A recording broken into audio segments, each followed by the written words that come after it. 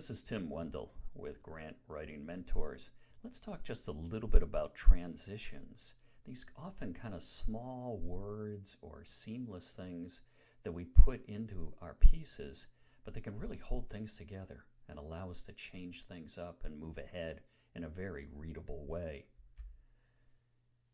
Think about transitions as maybe signposts that you see along the highway.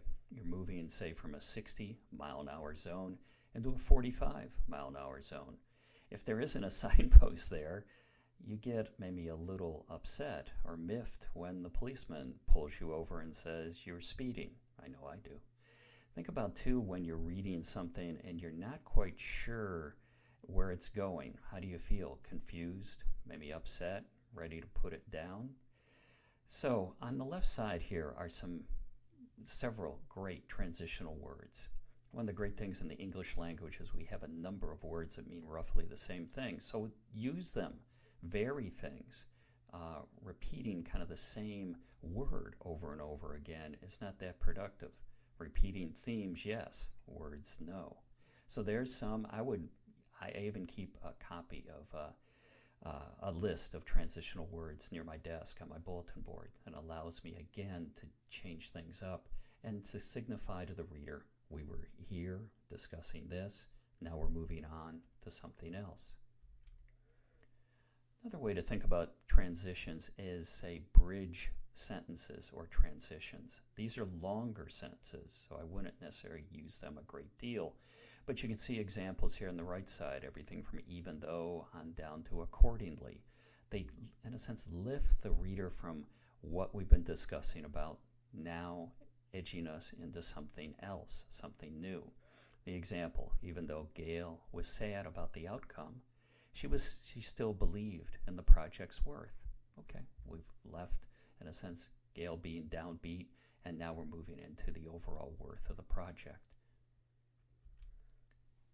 Another transition use is using time.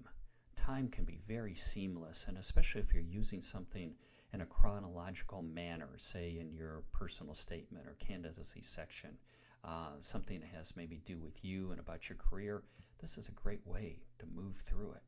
You can, use today, now, even after, during, earlier, recently, and it allows you to move ahead. You can even do this, say with procedure, experiments, hypothesis. You're moving us through. Last year we knew this, now we're focused on this, etc. As much as you can, I would use time transitions when appropriate, because they're very, very, and again, seamless and allow things to move ahead. So in closing, some tips about transitions. As you've been hearing me say, make them as seamless as possible. And think of them as kind of the threads or nails that hold a piece together.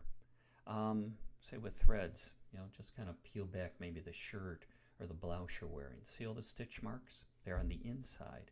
That's what holds things together. But they aren't sported on the outside. Think of, say, the threads or the nails with something that's been put together, say a table, chair, screws. Then that, in a sense, are the transitions. They indicate changes in story direction or direction in where your application's going. This is a personal preference. I tend to use one-syllable transitional words to start off a paragraph. I don't want too many syllables there in the beginning. I feel it bogs things down. That's me. Everybody's different. Time transitions can work very, very well, especially if you're doing something that has a great deal about chronological setup or structure. And speaking of structure, you can use all the great transitional words and varying them in different ways, but it will not fix overall major problems in terms of structure or how things are rolled out.